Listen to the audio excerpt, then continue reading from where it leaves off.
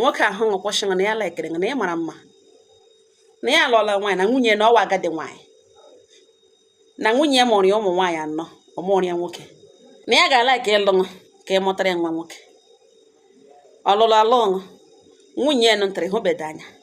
ịhụhụ ụmụ ya dị sure that na yes truly na o ji ụmụ anọ nwaanyị na otu gị nwa nwoke naanị na-ere ntịrị na ụlọ fọnish ya zụrụ big phone kpanga n'aka na-enye ya ihe gọrọ gị relax atụrụ ime gị tụrụ ime na ụdị na ịdị sure na nwa n'ugbo ibu na fon ị gakwa amụkwa nwa nwoke ejughị nwa nsị amụkwa nwa nwaanyị ahụhụ ndị nwa gị relax ị relaxịrị ka ịmụ nwa nwoke gị dasha ya ejughị nwa nsị amụkwa na nwa nwaanyị ka ihe ga-awa ọnọdụ after ịmụrụ nwa nwaanyị n'ihi na ihe ahụ man on a mission eju ha ajụjụ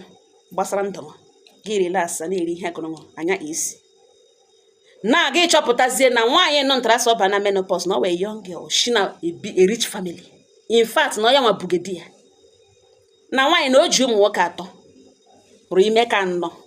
nwaanyị nọ ntara sọba na menopause na o ji ụmụ nwaanyị anọ wụzi onye in real life after ihe niile ashapere ihe niile n'ihu vamvam gị hụ na nwaanyị rụrụ ime nwa ya ka anọ after ọ mụrụ ụmụ nwoke atọ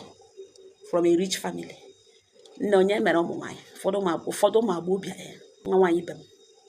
aga m agbụtewara na full story onye ha ọnụ